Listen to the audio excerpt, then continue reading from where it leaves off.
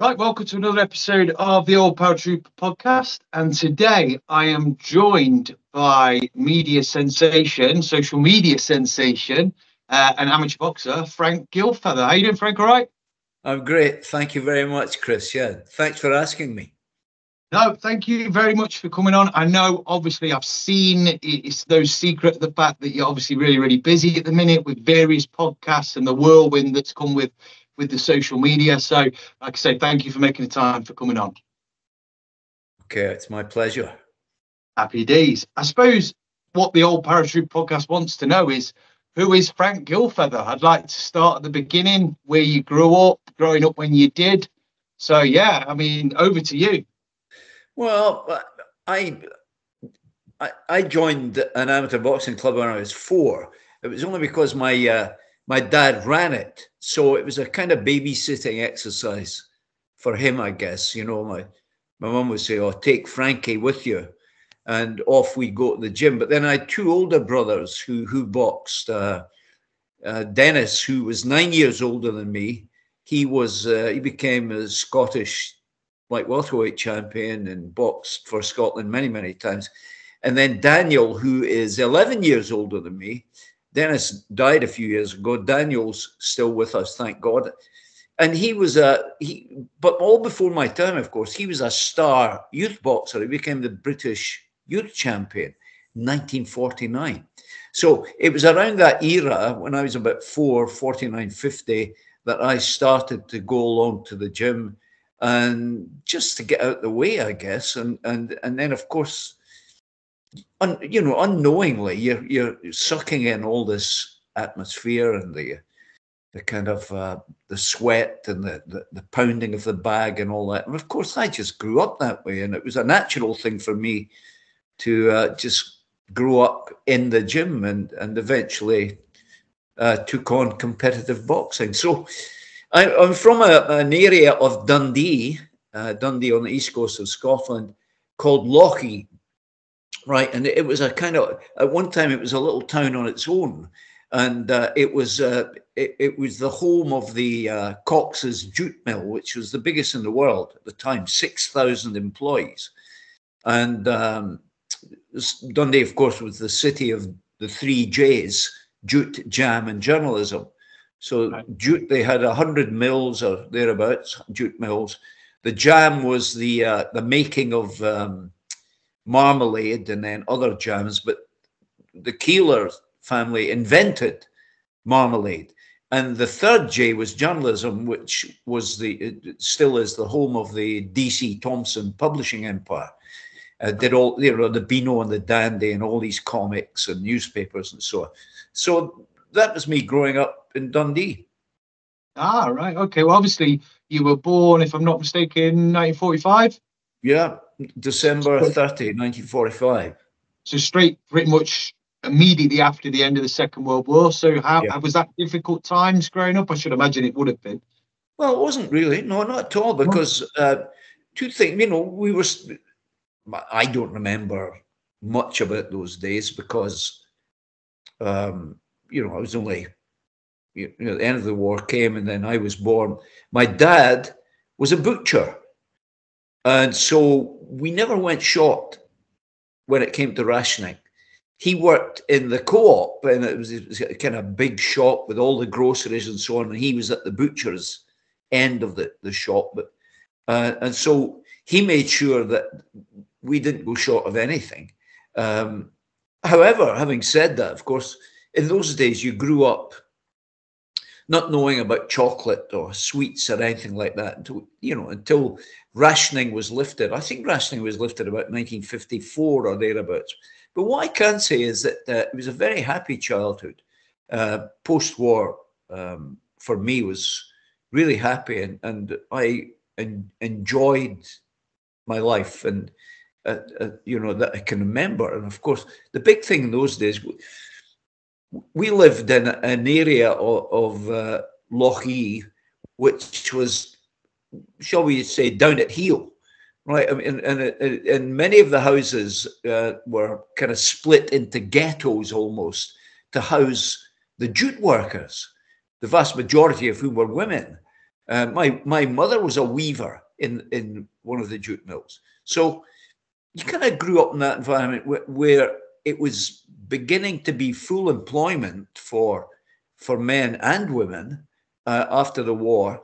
And so everybody seemed to be, I don't know, I just remember happy times. I don't remember dismal times or anything like that. And of course, the big deal was when you were rehoused in post-war Britain after, Clem Attlee decided that they would bombard the country with council housing, local authority housing. Then to get a council house was a mega deal. We were thinking, wow.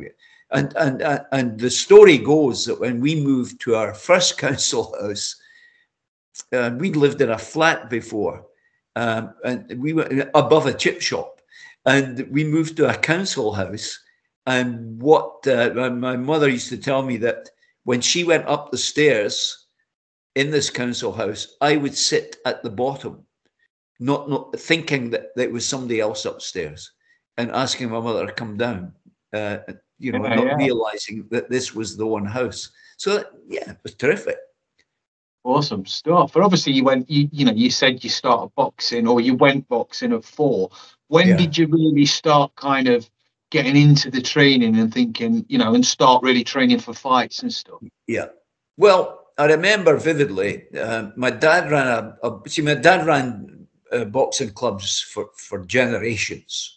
And this particular boxing club that I was in at 4 was called Lochie Amateur Boxing Club. Now, he had one before that in the canteen of the Cox's Mill.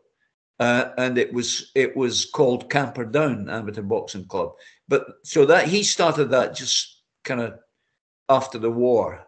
And then we moved to new premises, which was basically a former shop, where we strung up a few kit bags filled with sawdust, and that was the punch bags. I don't think we even had a ring in those days. So at the age of 7, he moved to another club temporarily, and that too was on a floor in a jute mill. That a floor of it was vacant.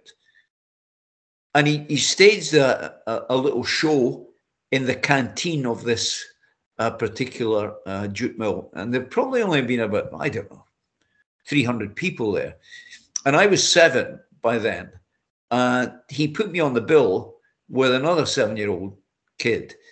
But it was almost like a warm-up act for the proper boxing. The crowd got fun and it was a laugh and so on. And at the end of it, the referee held up both our hands, a draw. Well, you don't get a draw in amateur boxing, but it was a bit fun and all that. For me, it was serious. It was terrific.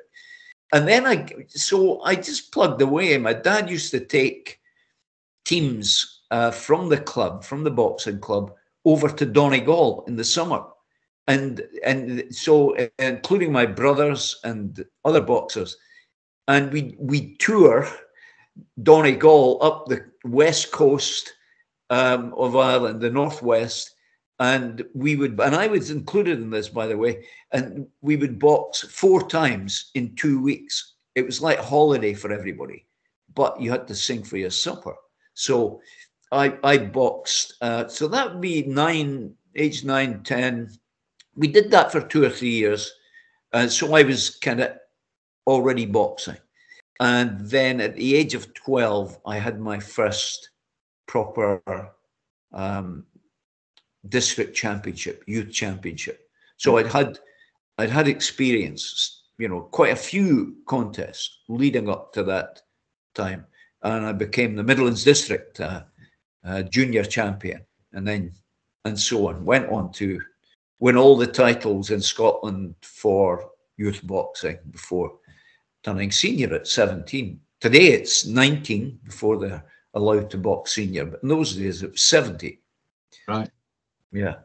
And when I was 16, I ran out of opponents.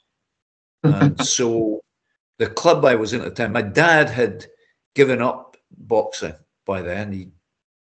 We'd moved to another club which was extremely successful in producing champions. and international fighters called the Hawk Hill Club in Dundee.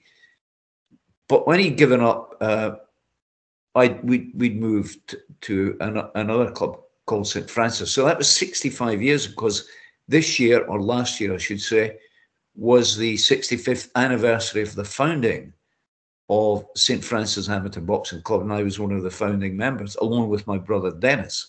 So yeah, so we began to, so by then, you know, by the time I was 16, I'd run out of opponents, and my club, the St. Francis, had asked the governing body if they would allow me to box seniors.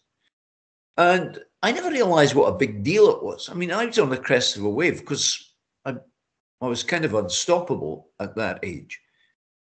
And then I became a senior at the age of 16. They said, yeah, okay, you could, you know, you're allowed to do it. So they started to match me up, clearly with more experienced boxers, guys who were mid-20s, late 20s. And when I was 16, I boxed a guy called Freddie Owen from Glasgow, who was the Commonwealth Games bronze medalist at bantamweight, and I was bantamweight at that time. And they made the match at 4 3-minute rounds. And for a 16-year-old, that's a big deal. You know, it's very, very hard work. Anyway, I won. I was going through all these guys winning all the time. And then I guess it was about 3 or 4 weeks before, Scotland was to face Turkey in Dundee in a huge hall called the Caird Hall, held about 3,000 people. And my club said to the governing body, would you allow Frank to box for Scotland? Wow. And they said, yeah. And so I became the youngest guy ever to box for Scotland as a senior. So it was about 3 weeks before my official senior bout, as it were. And I stopped the guy in the first round with a cut eye. So it's thrilling days, fabulous. Yeah, absolutely. I mean, obviously that kind of being a 16-year-old and you're not fully developed at 16, are you? And then you kind of, you're up in it and you're fighting adults. That's where the difference becomes. But you still seem to, well, it would appear, made light work of them as well. Oh, yeah. And you know, you didn't think about it. You know, at 16, you think, well, I never ever felt I was invincible, or I never felt I was anything. I knew I was good, but we never were allowed. My dad wouldn't allow this. We were never allowed to get above ourselves, you know, beyond ourselves. And so you kept it low key, and you kept your thinking to yourself, and never expressed that. Not like some of the kids. I mean, I'm astonished. I'm appalled when I see some kids, youth boxers, going into the ring now like they're world champion, and they're dancing about, and they're waving their hands above their head and all that stuff. And that's even before the first bell goes. And I'm thinking, I don't like that, you know. So we were never allowed to get to that stage. Not that we would. And boxing, in fact, was never like that in my day, growing up. Even among the professionals, they were kind of, they were a lot of humility, and a lot of, certainly a big dollop of respect for your opponent, because it's a big deal to get into the ring, you know, and you're on your own. Yeah, absolutely. It is. It's and you see it. I see it even at my level on the unlicensed scene. You see it, and people dancing around with their hands low, and you just think you're asking for it, and you're going to look a bit of a plonker, aren't you? Let's be honest. You know, if you get dropped or if someone stuns you or something like that. So I kind of have the same opinion. Even at my level, I've always thought my hands don't move from here. You never see me doing anything fancy. My hands stick here, and that is because again, one punch, it can catch anyone and get knocked out. Yeah. And the other thing too is I believe that, generally speaking, although boxing has changed so much, and it's even changed in terms of the spectators, right? So what we find now is that booze plays a big part in all sports, actually. And so when you go to a boxing event, it's usually a boxing dinner, or there's booze involved. And so by the end of the night, and I've been there, seen them, and I don't like it at all. In fact, I tend to stay away.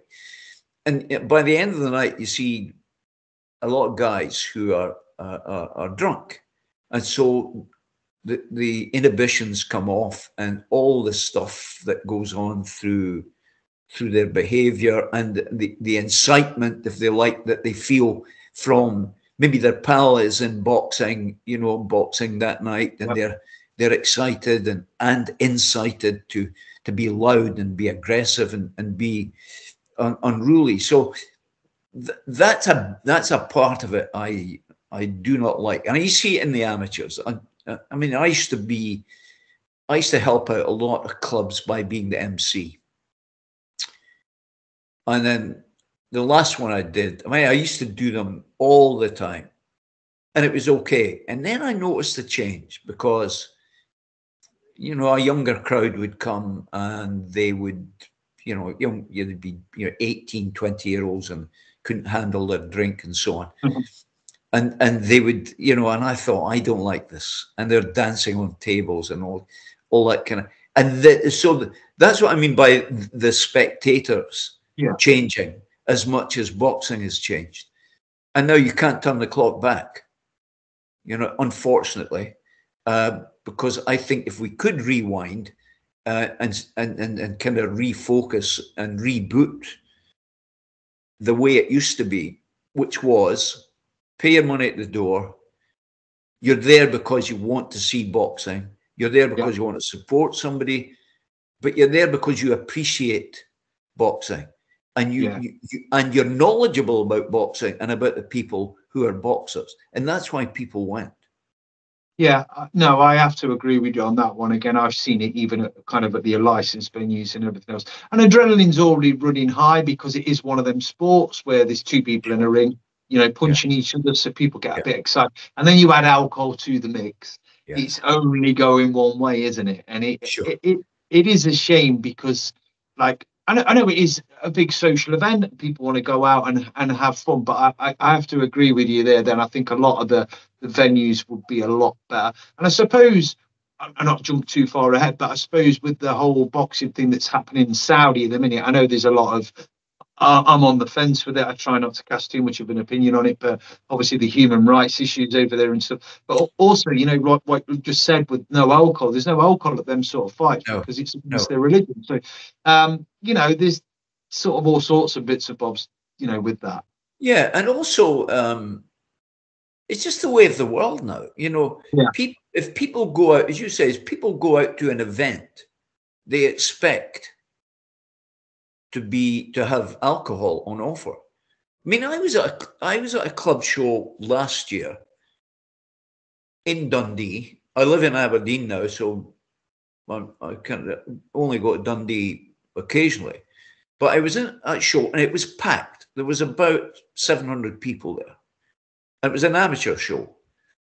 And I sat there, and when the boxing came on, as the night wore on, the table in front of me with 10, basically 18, 19, 20-year-olds became more rowdy. That's fine, okay.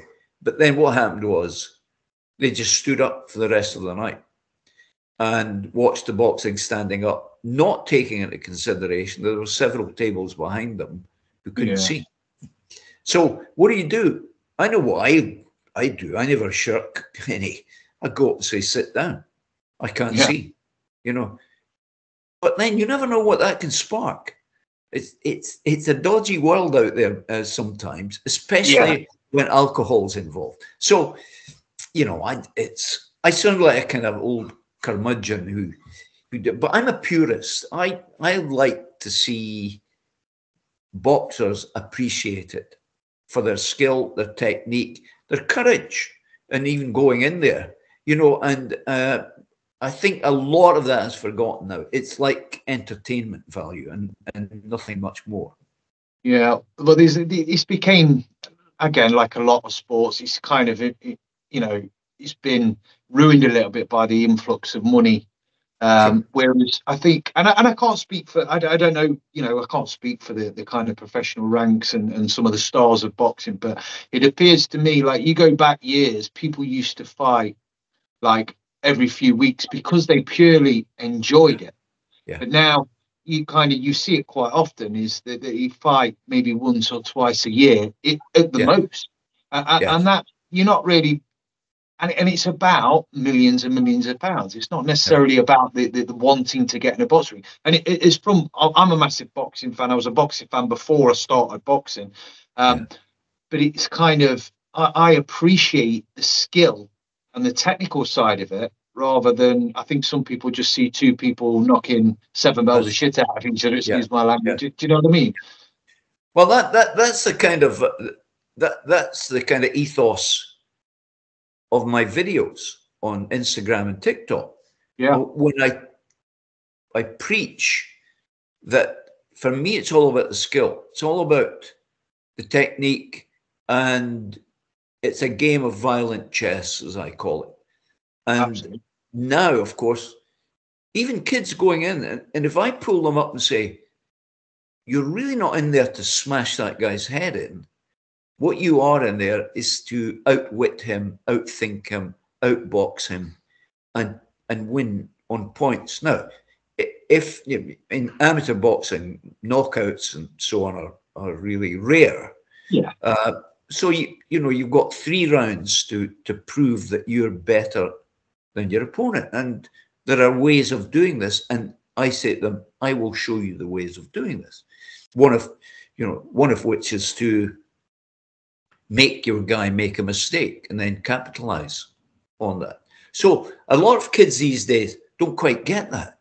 They think, all right, okay, so I can teach you how to make him miss and how to counterpunch. And they say, counterpunch, what does that mean? So I think part of the problem on that score is that there are many, many coaches, boxing coaches nowadays, and we've got to separate out the amateur and professionals.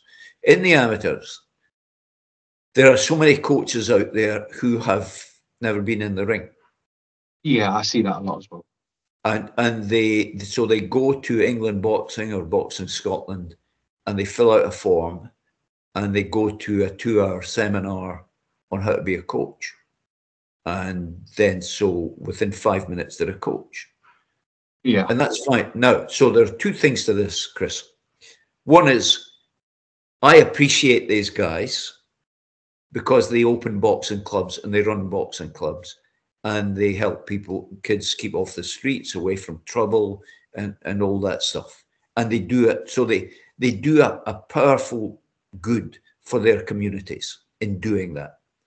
The other side of the coin is they're left flapping in the wind by the ruling bodies. They're saying, you're now a coach. And rather than them turning out and saying, well, actually, no, 5 minutes ago I wasn't a coach, but I filled the forms, I went to the seminar, now I'm a coach. In what way is that different? So they should, the boxing authorities should be going out there to coach the coaches. Yeah. Now, when I go and do my videos in gyms and seminars and so on, I recognize that many of the coaches are hanging on my words as much as the boxers, because they're thinking, I didn't know that. I didn't know you could do that. I didn't know how to teach kids.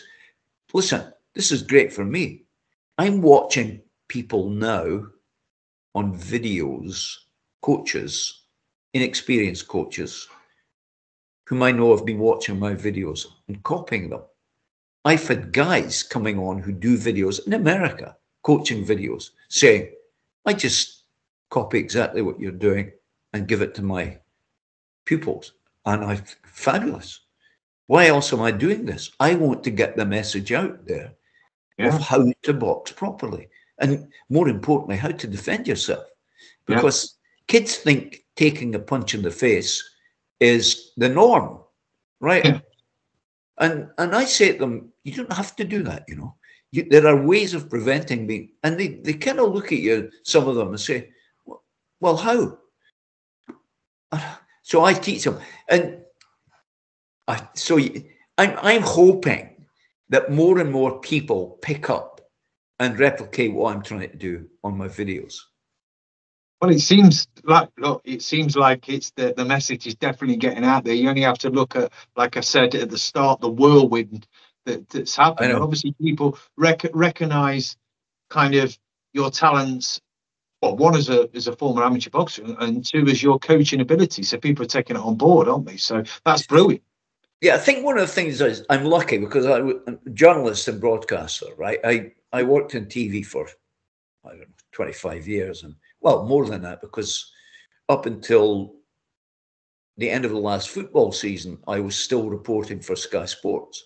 Yeah, So I have I have an ability to communicate, and I think that's part of the appeal, if you like, from the boxing world of my videos, because I explain why are we doing this. People, if you're teaching somebody something new to them, you've got to explain the why. We're doing this because. Yeah. If you explain the why and not just say, I mean, I see all these boxing coaches on social media, and I cover my eyes, think, where did you get that from? Who told you that's the right thing to do? And you're going to get people hurt by teaching this. So I think you've got to teach the why. If you tell a kid, do this, bang, bang, bang, bang, on the back, bang, on you go, do that. They'll look at you and think, what, you haven't, where's the explanation? What was all that about? And I see that all the time. Coaches on social media who'll go up to, or they'll rehearse all these fancy movements with the pads, bang, bang, bang, bang, bang, bang, bang, bang, bang, and then they'll turn to the camera and say, that's the way to do it. That's the way to do what? So yeah. I think you have to explain to the boxer, there's a reason behind this, and I'll tell you what it is. No, absolutely. It is. It's like you say, I suppose that's like anything. You can take them examples and put them into any kind of sort of aspect of life. And again, I've been quite openly about how my brain works, and I need to know why I'm doing something and how, and I have to be, I learn by being able to be shown it, but I also need an understanding as to why I'm doing it. And I think that goes for a lot of people. So you explain to them the exact reason why you're teaching them that sort of, that jab, that move, that cross, you know what I mean? It's kind of speaks for itself, doesn't it? So well, it's necessary. I feel it's necessary because the big thing nowadays, I feel, is that there's a lack of concentration on the defensive part of boxing. Yeah.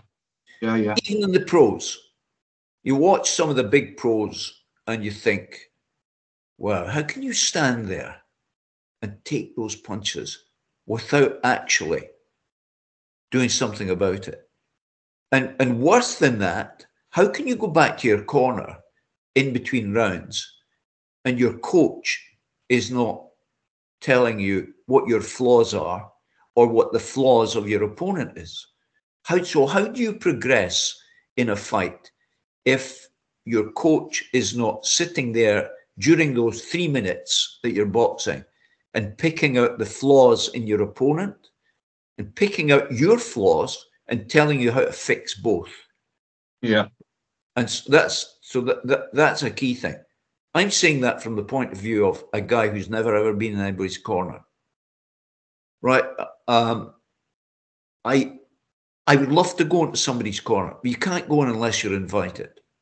Right? And then what happened with I was in a boxing club, an amateur club here in Aberdeen for years and years, training. Right up until I was in my 70s. And I'd go along and I'd train my 3 times a week. Loved it. Right. This is after, by the way, after many, many years not doing anything.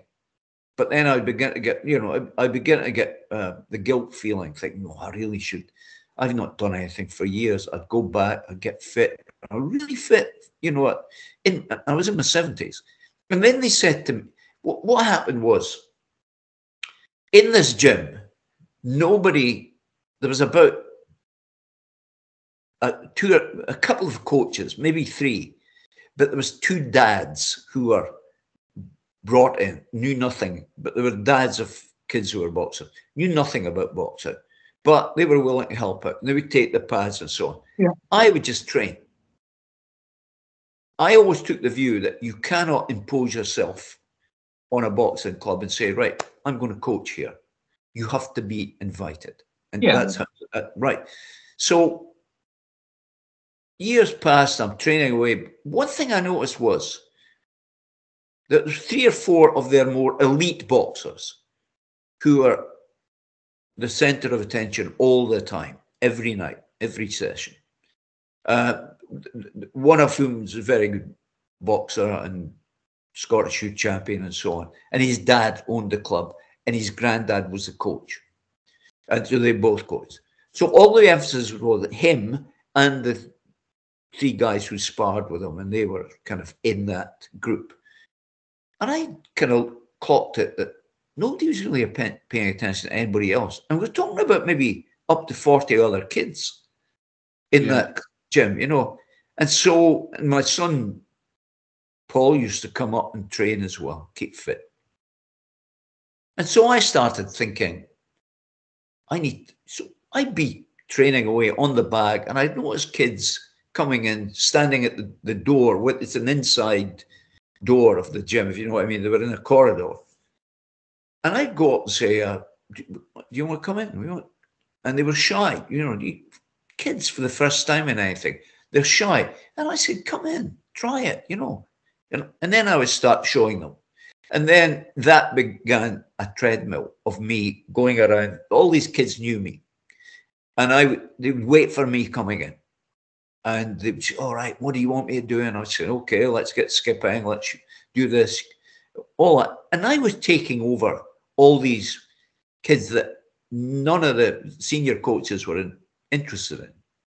And that was fine. So eventually, the guy who ran the club said, why don't you become a registered coach? And I said, what does that involve? He said, well, we'll get the forms to fill in. And I said, yeah, okay. And then you go to a seminar, and I'm thinking, some guy who knows nothing about boxing is going to teach me how to teaching other people how to do it. Yeah. And I said, all right, okay, well, I'm not quite sure. Yeah, but I got the forms. I looked at the forms, and I mean, you could have got a chimpanzee to pass this kind of exam, box ticking, you know, stuff. Fine, did that. And then I thought, I probably couldn't keep my mouth shut if I went to one of these coaching seminars and I got some guy who's throwing, that's a big bugbear of mine, if you've seen my videos, throwing across with a straight arm. And that's what they all do. And I would have to pull them up on that. And there'd be an argument. And I would disrupt the class. And I said, and they said, no, you could go in the corner. And then I think, well, do I really want to, you know, do I really want to go to this club and that show all over Scotland? And it was kind of, and so I said, no, I'll just stick doing what I'm doing. But since then, you know, Chris, I've gone more deeply into both the functioning of boxing Scotland and indeed England boxing. And I've concluded that neither organisation is terribly fit for purpose. Really? And that the guys, the heroes, in my view, who run boxing clubs, who do the work of social workers, and sometimes even the police, you know, they're keeping these kids off the street, away from petty crime and so on. These guys are largely ignored. So what they are, certainly in Scotland, they're, well, even I've heard some horrendous stories from clubs in England about how they're treated. So they're expected to pay, you know, £800 registration fee every year. Every boxer who's registered has to cough up £20. If you want a medical card, that'll be an extra £25. And so it goes on. One club said to me that one year they were several £1,000s. When you want to run a show, you've got to pay for a permit, £450. But if your club has a delegate, it only costs you £150. So you're thinking, hang on, it's all about sucking the money from boxing clubs, Absolutely. right, and giving nothing back. So alas, my kind of, some of these speeches I make when I go around the gyms and do seminars and so on, and I do give praise, pay tribute to the guys who run boxing clubs, but I also throw in the bit about how unfair it all is, and how people at the top in Boxing Scotland, there are, I think, 5 directors of a company. So Boxing Scotland and England Boxing is a limited company. So they get heaps of money from Scottish Sports Council and Sport England and all that. And on top of that, they're getting loads of money in from the clubs every year. But nothing is being filtered back. And they've built this little elite squad situation where they invite the best boxers to come and join them. So I rebel against that on behalf of the clubs, whether they like it or not. But the clubs have bought into this big stuff. And I get all the gossip, I got all the emails, I got all the WhatsApp messages from clubs saying, you'll never believe what's happened, this, that, and the next thing. So I think what you'll do, certainly in Scotland, is you'll begin to see a change, because the clubs are now saying enough's enough. Yeah. We'll run our own tournaments. We don't need the elite squad. We will not send our boxers to the Scottish Championships. We will not send our boxers to the High Performance Centre in Glasgow. We're going to stop all that. Well, it's like you say. I mean, it's, again, as soon as money comes involved, this corruption. If people realise they can make a book out of it and not get caught for having a bit out the side or not putting it back, they will do. It's human nature, and that happens. We see that happen in all sorts of organisations across the board. And obviously, the boxing in Boxing Scotland and England, and I should imagine Boxing Wales as well. There'll all be that element of corruption, and it's really, really good that you're identifying it and making a point of kind of exposing it, really. Yeah, and also you've got to invest energy into the clubs and say, yeah, come on, guys, you need to do something. You can't go on year after year and complain about Boxing Scotland. You've got to stand up and be counted, and you've got to rebel, and you've got to ask questions and demand answers. That's beginning to happen up here. Well, the corruption, I think, starts, like you said before. Look, it's no easy feat, no matter what age you are, walking into a boxing gym. A boxing gym is kind of, whether it's lit well, it's all clean and tidy. Most of them, or a lot of them, are a bit spit and sawdusty, aren't they? And you know what I mean? And it's daunting as a kid, and everything else. But I see a lot of boxing coaches, and I have done in a lot of boxing gyms I've been to. This is from the military all the way through my teens, all over the place. Is you'll get them, they'll quite happily take the money off you, but then they'll stick you on a bag and just let you wail about a bag for an hour, or they'll do a circuit training session. I can do a circuit training session anywhere.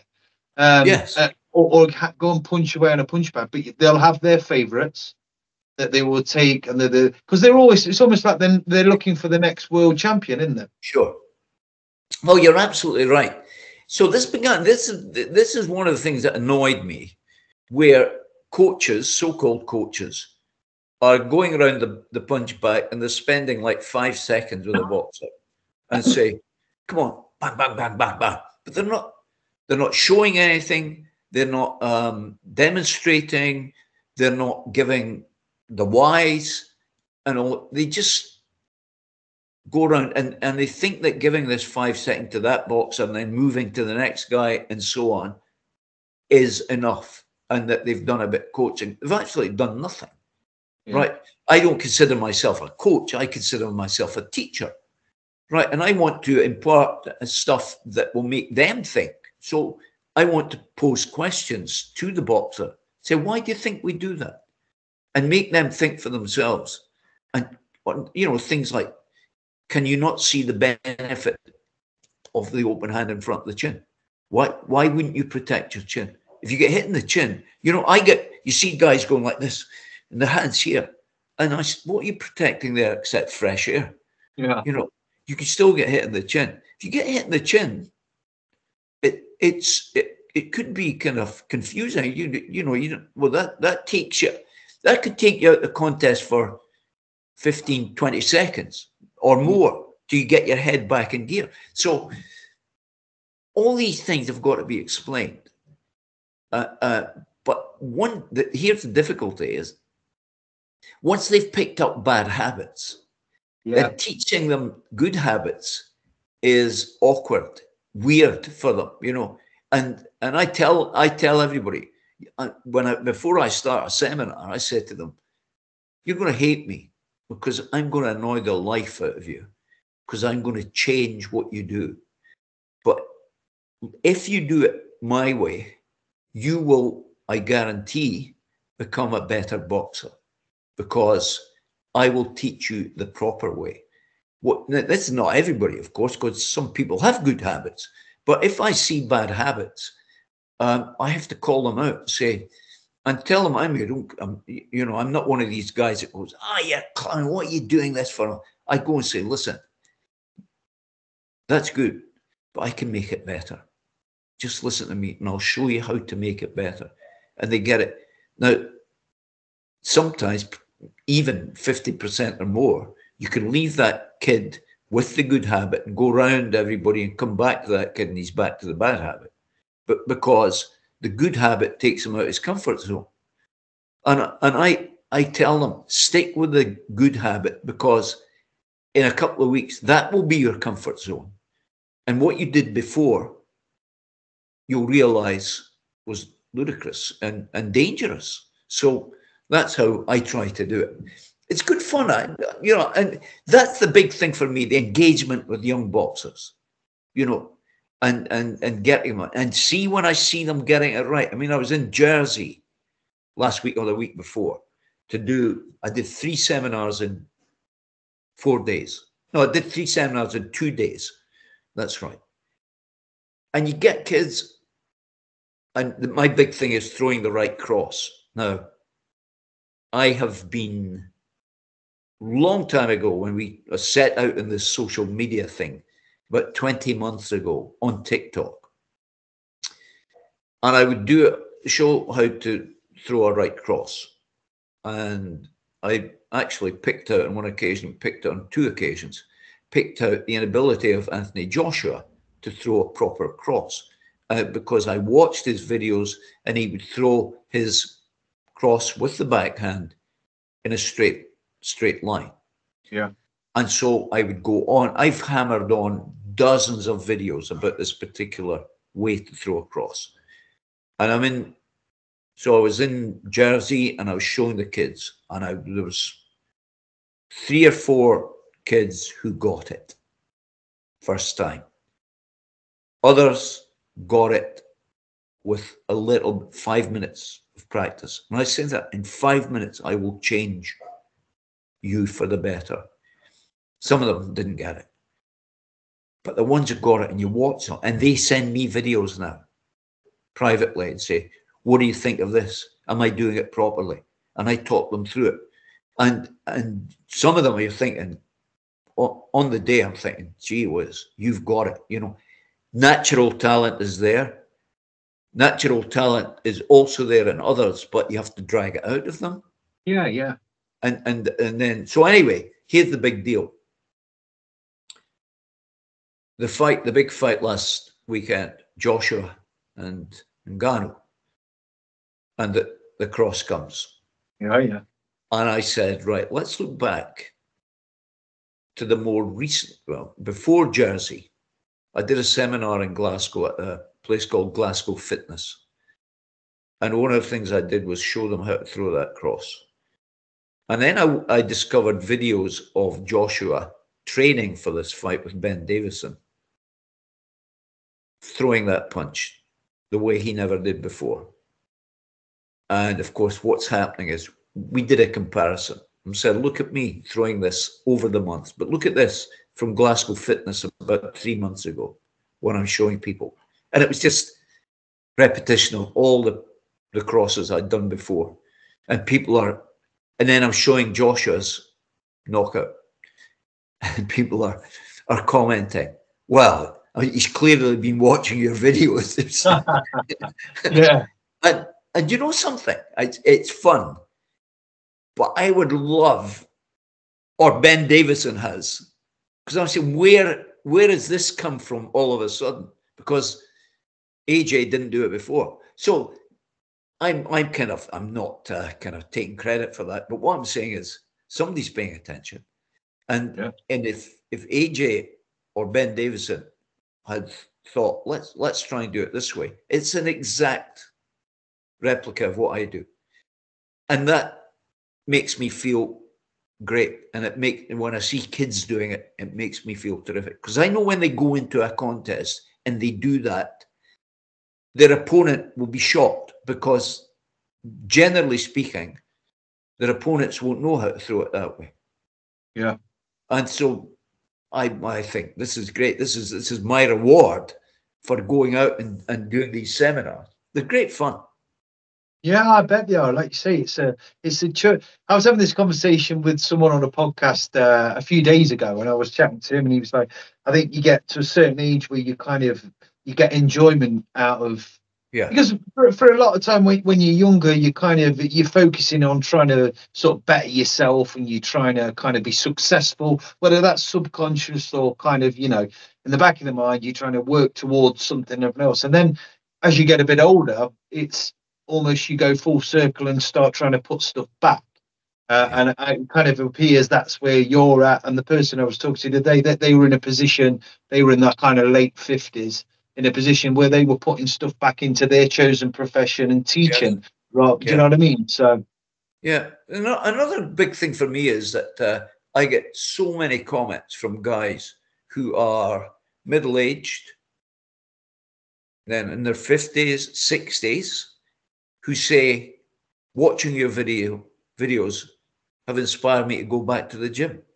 Or one guy said, I'm 54. I used to box when I was a kid, loved it. Of course, life changes, you go on and so on, give up boxing. He said, when I watched your videos one night, he said, I phoned up my pals who used to go to the boxing club with me all these years earlier and said, let's get back to the boxing. Look at this old guy, on the punching the bag and so on. He said, no, you've changed my life. I'm fitter. I feel better. And even silly things like, people used to ask me, what's your diet? And I think, wow, I'm not a nutritionist. I'm not a food guru or anything like that. So I would just tell the truth, what my diet was. And people say, oh, one guy, this is amazing. I hope it's not battered Mars bars anyway. Yeah, I'd love to try one of those. I'm going to try one of these, because they were invented in Stonehaven, which is 15 miles south of Aberdeen.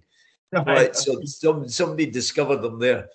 But I was in a supermarket one day, and I'm on the checkout doing the stuff, and this guy in his 50s, and I used to be on TV up here in Scotland, so for years and years. So people, they know you, and they want to chat and so on. And this guy's name was Kevin, and he'd want to talk about football, because that then became I was a football writer and football correspondent at Sky Sports and so on. And he said, I started watching your videos on TikTok. I said, oh, good for you. Great. And he said, one of the things I watched was the one where you explained a normal day of eating. And I said, yeah. He said, the first thing that you said, he said, you get up in the morning, you rehydrate, and you drink.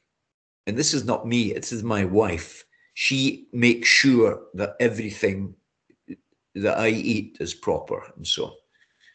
But in the morning, the first thing that I have is warm water with lemon juice squeezed in it. Detox, right? yeah. Drink that. and then I have my breakfast, which is tea and toast and apricot jam, and that's it for a while. And then I have a fruit salad later on. But the big thing was never eat beyond 6. Usually I eat by 5 o'clock, my one and only proper meal, if you like, and don't eat again till breakfast time the next morning. And that's just a routine. It's not like I'm trying to do something special. It's not like I'm trying to diet or anything. That is just my routine. It's a bit inadvertently, you're inadvertently there. You're kind of almost fasting.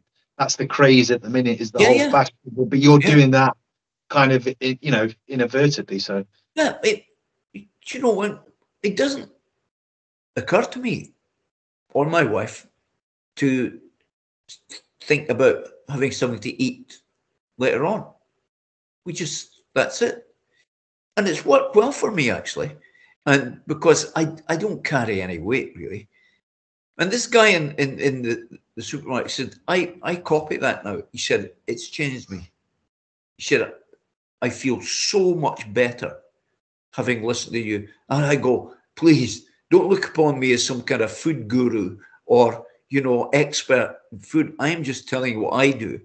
And actually, it makes me feel terrific that it works for you. And he said, oh, absolutely. So I get all these comments, guys who are going back to the gym in their 60s and they're just pounding the bag, they're skipping, they're getting the heart pumping. As you know, as a fitness guy, you leave that gym with the endorphins going mad in your brain and through your body, and you feel top of the world. Absolutely, yeah. It's one of them. I've trained from the age of 15. I trained for the military, and after that, and I've always trained. My jobs that I've done throughout my life have required levels of fitness. Yes.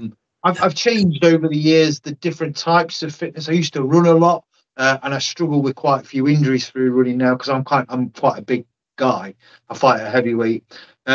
So I've kind of altered now, but I do a lot more weights. I still go on the punch bag quite a lot. But that's what I was going to say to you. Is like when I'm moaning about my injuries from time to time, or since watching you on your videos, I kind of sit there and I'm like, right, I have got no excuses. There's a guy here that's in his 70s, late 70s, that's still looking really, really sharp, still throwing punches, and I'm moaning at 40, nearly 44 years of age that I've got a bad shoulder or I've got a bad, so it kind of makes me wind my neck in a little bit, to be honest. So Good. It definitely inspired me. That's the truth. So thank you. Yeah, I get lots of questions from guys who are older, if you like, saying, do you have trouble with your shoulders? Because I get terrible trouble with my shoulders. Or do you have trouble with your wrists or your hands or whatever? And I'm beginning to feel guilty because I don't. And and you're almost at the point where you well, I should really make something up here and say, oh yeah, I understand what you're doing, but I can't. I mean, I don't have problems. I've never had problems, apart from a couple of broken fingers or a swollen knuckles. But apart from that, I mean, this is going back to when I boxed seriously. And I had a couple of 100 fights as an amateur. You don't get that nowadays. And I get kids saying, well, did you ever box? And I say, yeah, I boxed amateur. Boxed for Scotland 17 times, twice in the Royal Albert Hall against England and big venues abroad and so on. Copenhagen, Bulgaria, and Italy. And how many fights did you have? I had 200. Roughly, I never count them up, but I'm trying to count them up over the years and see, around about 200. It might be 190, it might be 205. So I just say 200. And they say, yeah, sure. How can you have 200 fights? Because they don't get the fights nowadays. No. Whereas we were boxing somewhere in the district or in the country from a young age, from 12, maybe 2-3 times a month. And when you boxed in a championship, if you were going to the final, it was your third fight of the night. Now, nowadays, in these youth championships and senior championships, they're doing it over a series of weekends. So you only have one bout in a weekend, and then you're back next week if you're through the semis and so on to the final. We did it all in the one night. and it was so exhausting, you know. And even if you had an injury, swollen eye or or a swollen lips or whatever, you just fight on. I remember boxing in Italy for Scotland, and it was summer, it was June time. And we boxed in Venice, somewhere on a football ground in Venice. And that was fine. But then when you went abroad to box in an international, you boxed on a Thursday and you boxed on a Saturday. So you have this break between, so you have Friday off and the all day Saturday. So we moved to a place called Civitanova in the southeast, right? Practically at the heel of Italy, where the sun really shines. It was scorching. And of course, coming from Scotland and being pale skinned and never having seen the sun for about 6 months, me and another guy went off to the beach and laid down a stupid thing. You never, and we had a team doctor with us.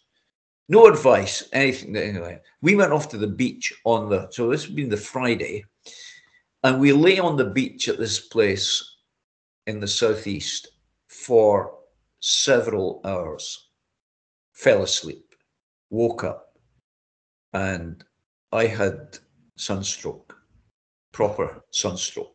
I went to the doctor. I was ill. The one and only time I fainted, which was during a speech by the mayor of this place, who was welcoming the Scottish team, and we're all standing there listening to speeches for about an hour, and I just caved in. And I couldn't lie down because every part of my body was like 3rd-degree burns. And yeah, I can't explain it. The nausea, it was the most horrendous feeling. So I said to the doctor, I'm ill. And he said, yeah, I could see that. He said, this is horrendous. You've got severe. I'd swollen ankles, the whole bit. You've got severe sunburn. Doing a good job then there. Yeah. And he said, however, the heavyweight in the Scottish team, when he boxed the previous night, had sustained a cut eye. So he can't box tomorrow in the second bout, and we can't withdraw a second boxer from the team. You'll have to box. I cannot tell you how awful that was. I mean, to the degree where, how the referee pulled us together at the center of the ring to give us our pre-fight instructions, and he looked at me in horror. I went, oh my goodness, what happened? I said, I told him the story, and he went, oh, that's terrible. He said, you shouldn't be boxing. I said, I know that, but the doctor said I had to box. Anyway, he said, he gave us our instructions, and he said, okay, shake hands and come out boxing. And then he did that on our shoulders, like, on you go. And of course I screamed, and he went, oh, I'm sorry. And then every time I went against the ropes, it was like a nightmare of 3 3-minute rounds. And of course, the guy beat me on points, but I just wanted to die. If I didn't have the courage, I would have got my guy to throw in the towel or just put my hands up. But of course, can't do that. My dad would have killed me. And so we went through with it 3 minutes, and I was never so glad to get something done. But I was ill for quite a while after that. Yeah, sunstroke's no laughing matter. It's nasty. No, it was idiotic. But we weren't advisory. We just thought, wow, look at this. We're on a beach in Italy in the middle of summer. Let's make the best of it. Others had more sense and didn't go out. Yeah, but that was it. So, like, I suppose your amateur career, and obviously I'm conscious that I've kept you already for an hour, but it's what about, so your toughest fight during the amateurs? So your toughest fight, and then leading on to like why you never kind of went pro. Yeah, if that's okay. Well, But it's funny enough, I'm just writing about that just now because I'm being urged by many people to write my autobiography. And this is on social media, but also people I know. Because I've had an interesting kind of life, apart from the boxing. I was a journalist, broadcaster. I worked with Alec Ferguson at Aberdeen for 8 years when he was the manager up here. Wow. And all the kind of inside stuff of the boxing. But why didn't I turn pro? Well, at the age of 15, 16, that was my goal, right? My dad was a purist, and he would never persuade me or encourage me to go into professional boxing, nor would he discourage me. He just let me try and find my own way. But I could always get the feeling, even through his body language, that pro boxing for us wasn't to be entertained. But he never said as much. Then when I was about 15, I'm boxing on this tournament, and on the bill was a newly turned professional called Walter McGowan, who went on to become the flyweight champion of the world. And his dad was also his manager. And his dad saw me boxing that night, and he said to me, Walter is going to be doing some exhibition sparring on the bill later in the evening. Would you give him a couple of rounds? And I said, yeah, sure. I'm 15. My dad didn't know about this. He wasn't there. And I don't think he would have approved. He would have felt I was being exploited. And I said, yeah, I'll do that, of course. I went and I did two good rounds with McGowan, who was a super duper fly. I'd be weighing bantamweight at that time, 8 stone 7 or whatever that is in new money. I don't know. But so it went well. And then his father said, who was also his manager, I think I said that, said, why don't you, would you come down to our gym in Hamilton, which is about 12 miles south of Glasgow, and spar with Walter from time to time? I said, yeah, sure. And so I did that. And then it increased, 15, 16, I'm 17. And there was things being said by his dad which indicated that he wanted me to turn professional, right? And that he was kind of nurturing me to be. And I was boxed. So when I'm down there, I'm boxing with seasoned professionals as well as McGowan. Guys like Bobby Fischer, who was a featherweight contender, British featherweight contender. Johnny Morrissey, who boxed for the British Bantamweight Championship. I'm boxing with all these guys, and I'm holding my own. And so my coach had said to McGowan's dad, why is it you're having Frankie, as they called me, why are you having him down so frequently? And he said he's the only guy that can make Walter think. So that goes back to my kind of upbringing of boxing being a thinking sport, So if you're going to do some damage, you've got to plot out the way you're going to do it. You just don't kind of do it randomly. Well, you can, but sometimes it doesn't always work. And so I got that. So McGowan wins a world title in 1966 against a guy called Salvatore Baruni at Wembley Arena, or the Empire Pool and Sports Arena, Wembley, as it was called. And I helped him all the way up to that and beyond after he was world champion. And he said, so I'm at a dinner. I'm 19 now, Scottish champion, lightweight. And I'm invited to a dinner which was staged by the Daily Record newspaper to honour McGowan for winning the world championship. And I'm at a dinner with some of the best known professional boxers in Britain at the time.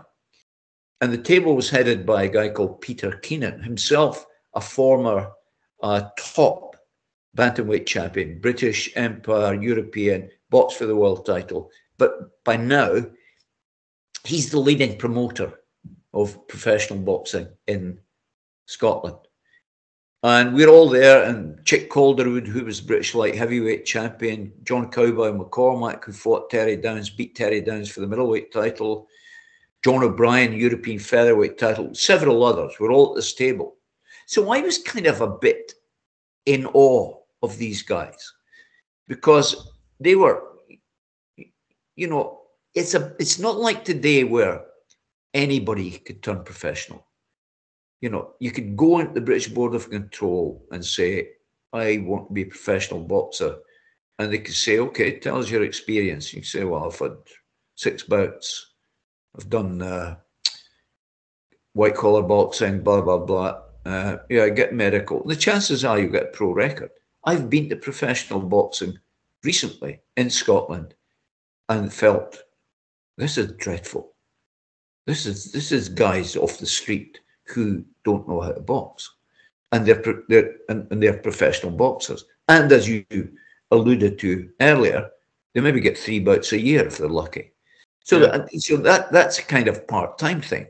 In those days, it was proper, right? These guys were boxing at a world level. So I'm at their table. Peter Keenan says to me, and it wasn't a question.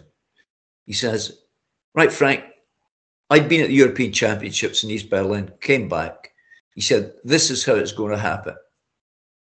You'll be managed in London by Al Phillips, who was a very high-profile manager. And you'll box for Harry Levine, Mickey Duff, and Mike Barrett, who were the 3 premier boxing promoters in the UK. And he said, and in Scotland, you'll box for me. He was part of that cartel of boxing promoters. And I had a kind of light bulb moment because up until I was maybe 18, I'm thinking, right, I'm going to turn pro and I'm going to be a British champion, all that stuff. But that was to me. I was saying that to me. I wasn't saying that to other people. So I looked at him and I said, that's very nice of you, Peter. But I look around the table, I said, and the only guy who's wearing a mohair suit, smoking a Havana cigar and drinking Napoleon brandy is you, the promoter. I said, that's where all the money goes. And these guys sitting round are top level, high level professional boxers and making good money, but not being wealthy. And it was that moment I thought, why would I do that? So after that, I lasted 2.5 more years in the amateurs and said, right, I've had enough.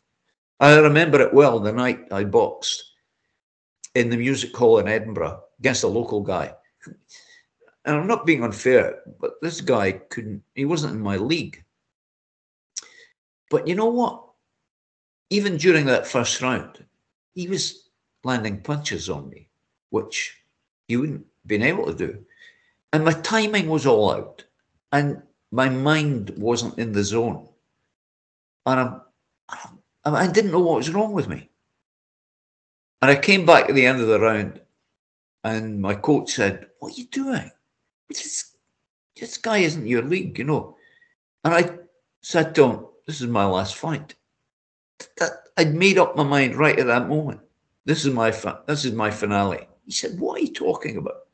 I said, fair enough, can't be bothered. Don't like it anymore. Lost the enjoyment, the spark had gone. I never boxed again. Wow. I never went near boxing in the gym, that is, for, I don't know, 20 odd years, maybe more. Well, the old adage is you don't play boxing. And I suppose once you've lost the passion for it, it then becomes even more dangerous. It is a dangerous sport. There's no 2 ways about it. But if you're not invested into it and you're not invested into the training, you can get hurt. So, it was the right thing to do. You're right, because my dad always used to say, my oldest brother was a British youth champion. But when, by the time he was 15, 16, he discovered more interesting things like girls and fun and the dancing and all that. And my dad said to him, that's fine. But he always said to us, if you're not going to do it properly, you don't do it. Absolutely, yeah, absolutely. And I think you see a lot of kids that box young in age, and then they reach 14, 15, and like you say, they kind of, it's the kind of, if it's going to happen, it's going to happen age, because you discover, well, back in my day, probably the same as in your day, you know, I think kids don't drink till they're 18 now, but you discovered alcohol at 14, 15 years ago, didn't you? Yeah. And girls and stuff like that. So it's difficult to then stay disciplined in that sport. And boxing is a massive sport where you have to be disciplined. You can't go out boozing and then turn up in a boxing. I mean, I have done that myself in the military, but I wouldn't advise anyone. Well, of course, it's like you know, it's not a team sport. I say that to kids. Listen, if it's football and you're having an off day, you'll be carried through by others who are having a good day. But if you're having an off day in the ring, it's too dangerous. Only place and you get hurt. And I hate to see people being hurt. I don't mind it in men. You know, I hate the kind of glorification of violence in boxing. But at the same time, I could see the thrill of it. But I don't like to see it in kids. And I don't like to see showboating. I hate to see that. You know, kids with their hands down at the side and, you know, taunting their opponent because they're better. And you're praying for the guy who's being taunted to land one. You know? And I tell kids, the public don't like that. The public don't like that, but you know, more importantly, the judges don't like that. And judges, like the public, are human beings, and they will be kind of tempted to say, "I'm going to sort him out. You know, I'll give that guy that round." Or whether that's subconscious or not, yes, like a subconscious thing. Yeah.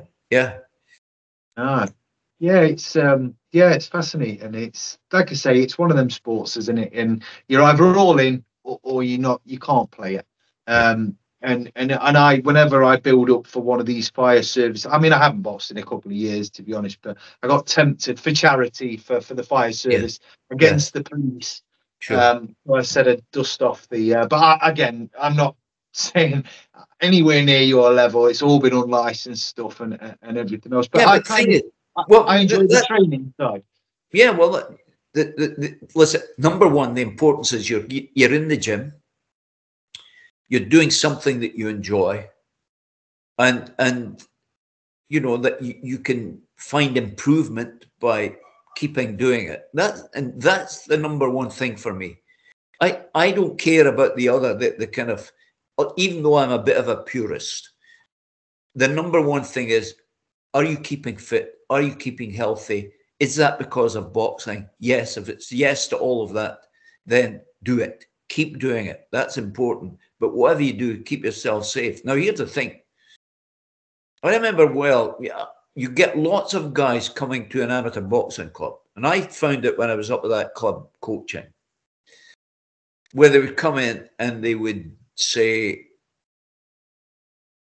even though they had zero experience, many of them would ask on their first night, when can I get in to spar? And I would always say, you don't want to do that.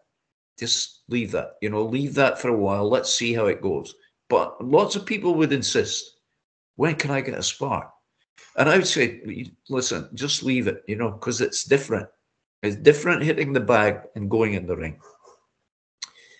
And I don't want you to find out in what way it's different until you're ready. But you get these guys pressing. Now, there's a guy came up the gym one night, I swear to God, he was like the Incredible Hulk times 2. He was 22 stone of muscle, right? Muscle built as a kind of bodybuilder, right? Weights. I know what you're going to say. Yeah. And he said to me first night, I said, have you boxed? He said, yeah, I'd go down to that gym, some gym that does white collar, all the white collar guys. And I said, have you bought a proper amateur? No, he said. And on, the first night he said, can I get a spar? And I said, no, let me take you on the bag. So I'd take him on the bag and think, this guy was about 27, 28. Massive he was. And I would watch him and I'd say, well, do it this way. I think you'll find this is better. But the problem was that because he was basically a weightlifter, the mobility wasn't there. Yeah. But he kept insisting I want to go. So one night when I wasn't there and he was, he insisted, he went up to one of the guys, less caring guy, saying, can I get in the gym, get into the ring? This guy's 22. And they said, yeah, okay, fine. Have you had a fight? Yeah, I had a white collar fight. Yeah, okay, how are you getting? So they put him in with this guy who was experienced. He was a light heavyweight and a personal trainer and very extremely fit and very muscular, but through training, right? And through light weights, the use of light weights. Well, apparently the guy who must have been giving away about 10 stone gave him a real doing, right? And so the inevitable happened. This big guy, I never saw him again. And then 2 years passed and I'm in the bank, in a queue in the bank, and he's in front of me. And he turned around and recognized me. And I said hello, and he said, oh yeah. He said, I said, what happened to you? He said, I hurt my hand. And I didn't back into it again. So, and I said, fine. You know, I could have said, I warned you not to go there. You get these guys who are eager, and I can understand it. It's a thrilling thing to get into the boxing ring, you know, but some of them are really eager without thinking it through. They think one way, I will bash this guy. They're not thinking, this guy might bash me. And so that's where the kind of difficulty lies. The common thing I try and explain to people that have like this, some people are fighting for the fire service in April, the same show as me, and I've had quite a few fights. Yeah. But there's some of the guys that have never fought before, and I've tried to explain to them about the training and how fit you have to be, because it's not, you could. I've gone into fights I've fought in a prize fighter before where you fight 3 fights in one night. So I was training like 2-3 times a day on the build up to that to get my levels of fitness. But even, you know, when you're on the pads before you're warming up and you do about, I'm sparring 20 odd rounds on the build up to it, but I go on the pads for a minute and I'm absolutely breathing out my arse, and it's the adrenaline, and you can't factor that in.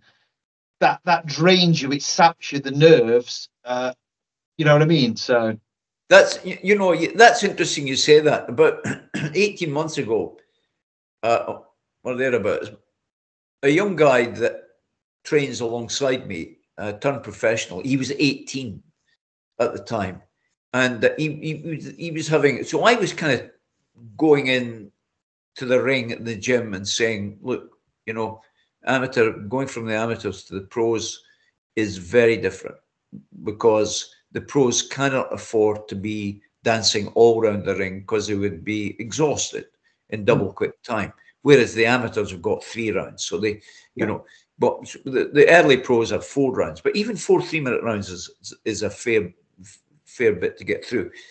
So I'm trying to explain this to him and how he can avoid punches without having to dance away all the time. You can do it this way and that way, all that stuff. And I said exactly what you said. I said, but what you've got to remember is this is an exciting time for you.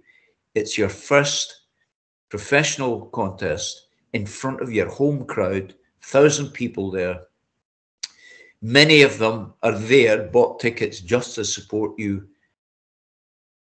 What you've got to remember is that kind of excitement and the adrenaline will pull the energy out of you. It will suck the energy out of you. So you've got to have enough in the tank after that to fulfill what you need to do. And that's exactly what happened. So you went out there and you had a brilliant first round, and then you had a brilliant first half of the second round. And after that, it was downhill in terms of his exhaustion. He won the contest, clearly. He's had 5 contests and 5 victories. But he said to me after it, he said, "You're exactly right." He said, after midway through the second round, he said, "I was just drained of energy." And I said, "Yeah, it's a big deal, you know." So you're right, you've got to. But I'm interested to hear you say that and of course I know that now that in modern boxing, they're all doing, you know, the pads before they go in the ring. And when we went, there was nothing, absolutely zero. No shadow boxing, no skipping, no Brilliant. pads. We didn't have any of that. Well, we had skipping, but we didn't have any of that. He just turned up, got stripped, and went in the ring. It was crazy. Yeah. Well, that's the times have changed now, and it's you warm. I try now at my kind of at 44. I do have to warm up because if I get in there, something will pattern. You know, something will break on me. Quite Yeah, honestly. yeah, So, yeah. but I have turned up at ones where someone's offered me a bit of cash and turned up and drove to one and fought that night. Just and not knowing who the hell I'm fighting or whatever. And Yeah, I'm not a big advocate for that, but I genuinely enjoy the whole. It's a yeah, love hate, and I said this before on a kind of. I think I was talking to Lucas Brown on a podcast, and I said to him, it's like Marmite. Excuse me. It's like Marmite. You either love it or you hate it. I yeah. like sparring. There's something satisfying about the ache you Yes, get from sparring yeah, and the pain of and not everyone will get that. People think you're a bit of a lunatic when you say that, but yeah. you either love it or you hate it, don't you? But sparring, I used to love sparring. Oh, Um, yeah. but I learned a new term in the last couple of years called soft sparring, and we never knew it. Soft sparring. When we sparred, it was for real, right? And we would probably take the view that what is the point? You know, nowadays they're going right. They do this thing with the kids. Right, you're only allowed to hit in the body. So they go sparring, hitting in the body. But of course, both boxers have now got their elbows tucked in and covering their body. So in fact, they're hitting the elbows. And I say, what's the point of that drill? Well, you've Yeah. got to land body. Yeah, but you're not punching the body. You're telling your opponent, I'm going to hit you in the body. And he's telling you, so cover up. So, you know, the whole point of punching the body is to try and catch your guy unawares. Yeah. Now, I'm not suggesting that you go in and punch hell out of each other's body, but it's the whole kind of thinking of you've got to use your mind. It's up to you. You're in there on your own. And depending on how you've got to respond to however or whatever your opponent does. It might be totally different from what he's done in the first round or the previous round. It might be totally different. He's had a rethink on his strategy or what he's going to do. You can't then afford just to carry on the way you were doing it because he's changed it to combat you. You've now got to try and come. This is what I mean about the thinking part of it. Well, the game of chess, it's like strategic. It is. Exactly. Yeah. So whatever he does, you've got to respond properly and react to what he does instead of just going through like a robot. I mean, you get these guys who it's almost like they've got a switch on their back and the first bell goes and the coach flicks the switch and away they go and it's bang, bang, bang, bang, bang, bang, bang, bang, bang, bang, bang. And you think, hang on, let's have quick hands, let's have speed of thought, and let's do it properly and don't go in there trying to kill this guy, Yeah. try to do it in a strategic way and all that. But that's hard to get over to young kids. So you've got to make allowances for them. And that's what I do when I'm with younger ones, and I don't try to overload them with technique because I know that they can't take it in. And I know that they're not going to be using uppercuts in a fight. And I know that they're not going to be using kind of left jabs to the body. And young boxers are headhunters. They tend not to think of punching to the body. So you've got to kind of tailor their needs, and tailor what you're telling them to their needs. Yeah. So it's basically jab, cross, hook. And then once they get more experienced and they come up against better boxers, then you teach them the next stage. This is how you do it. This is how you avoid. This is how you counter. All the stuff that I think they need to know. And then the biggie as well is relaxing. And I tell this to people as well because if you go in there too tense, and you see it all the time, especially people that are novices and they're not used to being punched in the face, they're like really rigid and they kind of move around you because they kind of think that they're almost made of glass. They think that they're going to get punched in the face and that, you know, the head's going to fall or something. So they're really, really tensed, and then that can be very, very draining at the same time, can't it? Yeah. So. Got to get experience. That's the thing. And, you know, even it's a great thing up here now, which is gathering pace in the amateur world. And that's clubs going to other clubs. Yeah, that happens quite a lot. Yeah. Yes, and sparring. I mean, I was at a session on Monday night where the gym where I train invited a club from a place called Inverurie, which is 15 miles north of Aberdeen.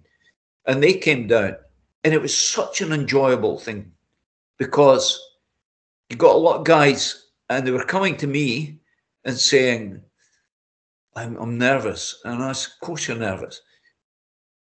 They were nervous because many of them were sparring for the first time.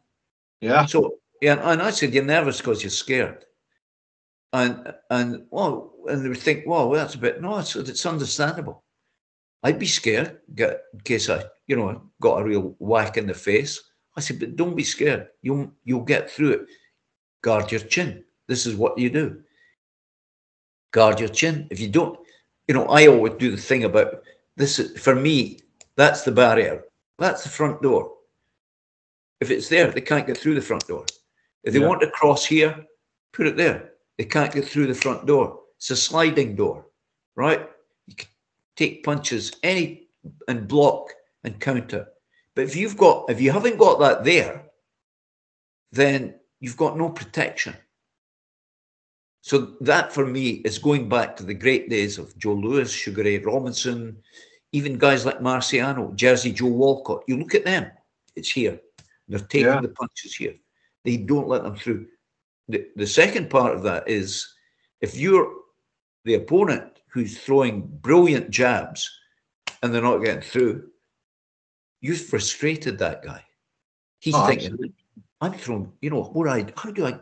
So it's all that you play with his mind, and so you're trying to get young boxers to understand that way of doing things, you know, and trying to get young guys to do that is really difficult, right? They want to do this, and I've had kids.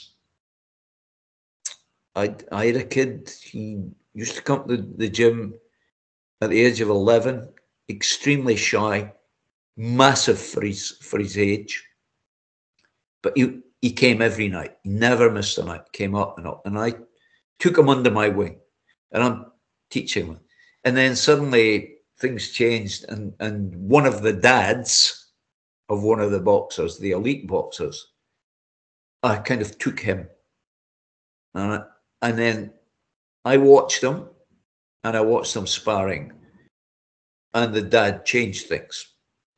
Now, that's okay, except the dad doesn't know anything about boxing. And the dad's got him like this, right? And I watched him for a round, taking jab after jab after jab in between these, right? And I went up to him at the end of the round and I said, you do realize that guy's hitting you with a jab at will? And he said, yes, I know. The unwritten thing was, or the unsaid thing was, I know, but I don't know what to do about it. So I said to him, you know, there is a way to prevent that. And he said, what? And I said that. Let it come right up here, not on your chin, away from your chin. Stiff forearm, let it come right up there, and it won't penetrate that. That's the door. It can't get through. And I said, it'll feel awkward for you because you've never done it before. I promise you, you won't take a thump in the chin or the face again if you do that. And he did it. And at the end of the round, he put his thumb up. So, yeah, it's great. So just little things like that where I think there has to be more emphasis on how to defend. You know, it's like, here's the old kind of adage, if you like. The adage for me is this. If you're a football team and you don't let in any goals, you can't lose the game. If you're a boxer and you don't let in any punches, you can't lose the fight. Oh, that's very true. Very true. Yeah. So it's trying to get them to understand that kind of thinking. And when it penetrates and it works and you watch them sparring and you think, good, it's got in. And they enjoy it better. Nobody likes to go in and get thumped. Nobody likes to be making mistakes. Everybody's going to make mistakes, no matter how good you are. But you try to mitigate and you try to minimize. You limit them, yeah. Of course. Yeah. No, excellent.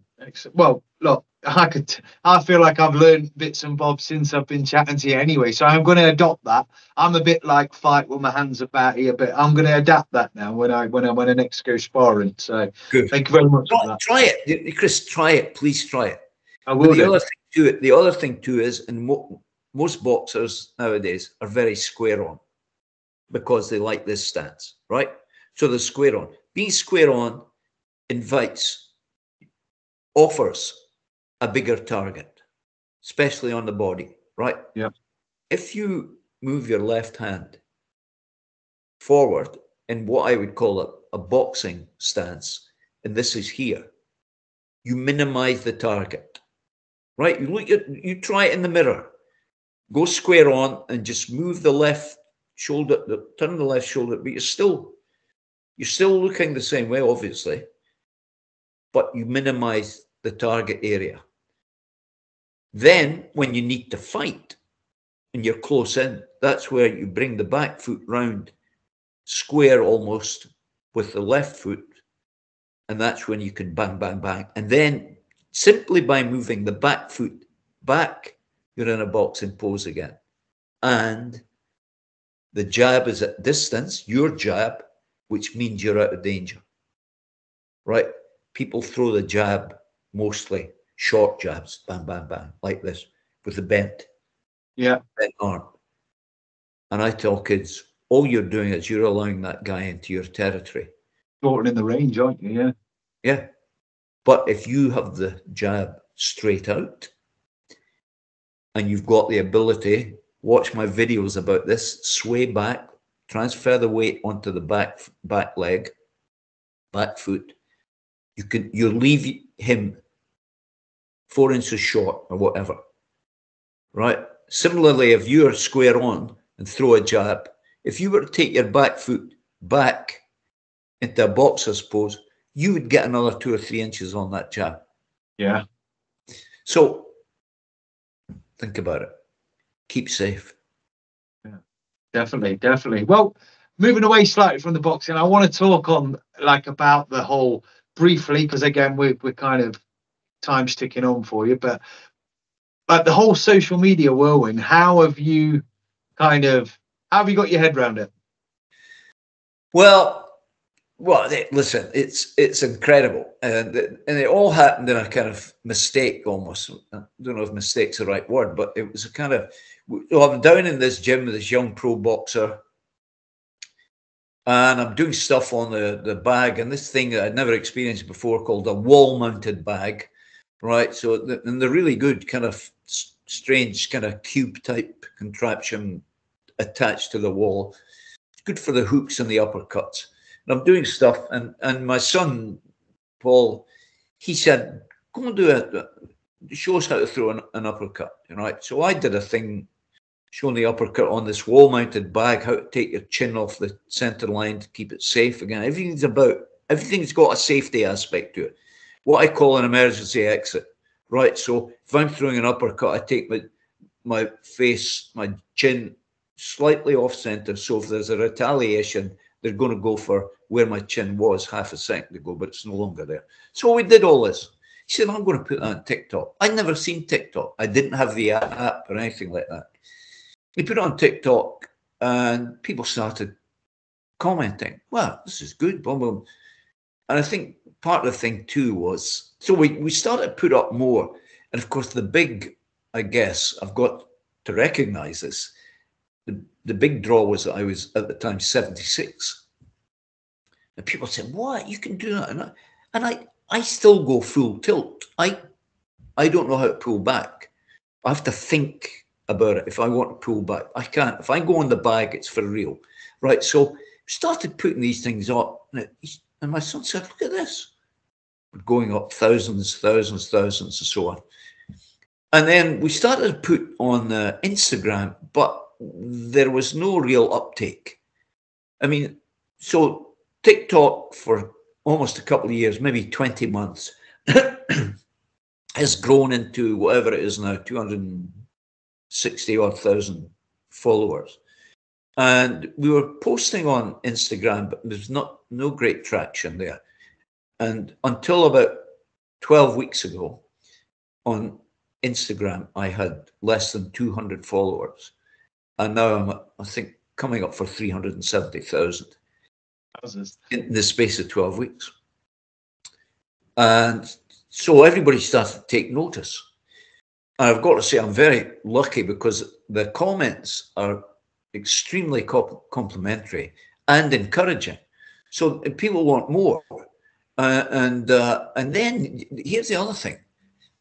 The Muay Thai people, the kickboxers, started commenting because and I've been invited to do seminars. I've done seminars at kickboxing gyms. And I'd say, why have you got me here? And they said, because we need to learn how to punch properly. Yeah. And in fact, it was yesterday. I had a meeting with a guy in a cafe about a TV project we're working on, and a young waiter was hovering around, and he was cleaning up the tables, and I'm chatting away to this TV director about TikTok and Instagram and boxing. And eventually the young guy who's mopping the table over and over again next to us said, excuse me, he said, are you the guy on Instagram, the boxing guy? And I said, yeah. He said, oh, I follow you. He said, I'm a Muay Thai boxer, kickboxer. I said, oh, good for you. I said, I got a lot of interest from. And I said, you know, guys like Anderson Silva follow me, and other big name guys in that world. I don't know them. I never heard of Anderson Silva. In fact, my son, I did a video of it in a seminar I did, and was telling the pupils there, the students there, that when my son said Anderson Silva is following you, I said, what band is he in? I thought he was a singer or something, you know. So I'm getting a lot. I'm getting Gary Oldman, Dominic Cooper, the actor. I've got Frank Stallone, Sylvester Stallone's brother, and people like that. Shane Mosley follows you as well, doesn't he? I believe Shane Mosley does, yes. Yeah. And that's great, you know. And then the other thing we did was we brought out our Noble Art bag mitts, right? Because I've got a thing about the sparring gloves, competition gloves nowadays, which people use on the punch bag. Is that what you use? Well, I've got several sets of gloves that I use. I've got a particular pair that I spar in because they're a bit bigger. I spar in like 18, 20 ounce gloves because I find it sharpens me up a bit. What I'm thinking about this is Chris. So when I was going back in the, this is a recent thing. So I'm looking at all these kids wearing, and then I started wearing these sparring gloves. And one company who makes them, they got in touch with me when the TikTok was just escalating beyond belief. And they said, can we send you some gloves? And I said, yeah, fine. Okay. So they sent me 3 pairs, about 500 quid's worth in total.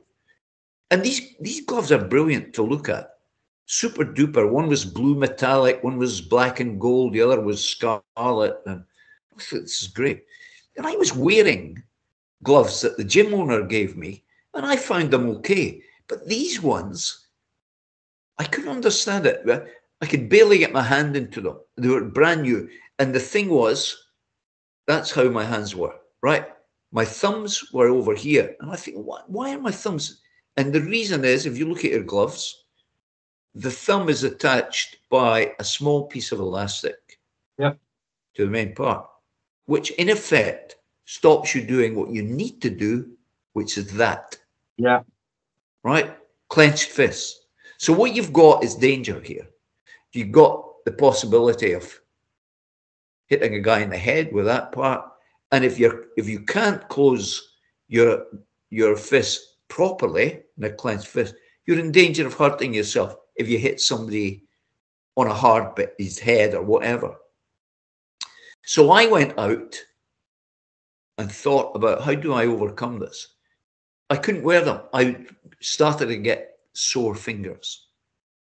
And so I went out and thought, right, I need to overcome this. I went back to a pair of bag mitts, which I had for 30 odd years, still had them. And I wore them. What a difference. You can close your fist. You can punch with the knuckle part of the glove. What happens is kids nowadays are punching with the lower part of the finger, and they're complaining. But nobody pays any attention to it. So I thought, okay, I can't wear these things. I wear the mitts, and I thought, I wonder if I could come up with a hybrid between the mitt and the glove. And I came up with an 8-ounce and a 10-ounce padding with the old style bag mitt as the inside and the thumb. So I can do that. In fact, if you give me half a second, I could show you. Would you mind? Let me show you, because I want to show you. This is important for one reason, and that is that kids need to learn how to punch properly. And they won't learn that by using sparring gloves on the punch bag. So here we are. We've got this scenario where I did this, made this glove called the Noble Art. And the inside of it, the inside part of it is soft, right? Like a bag mitt. And I can put my fist round like that. I'm not like this. I'm not dictated to by the glove with this little piece of elastic that's like that. I'm able to do it. And they're brilliant. And you know what? I can't get enough of them. In terms of the worldwide sales are phenomenal. Well, I know if a pair was able to find their way to Nottingham, I wouldn't say no, Frank. So I'm just saying, just putting it out there.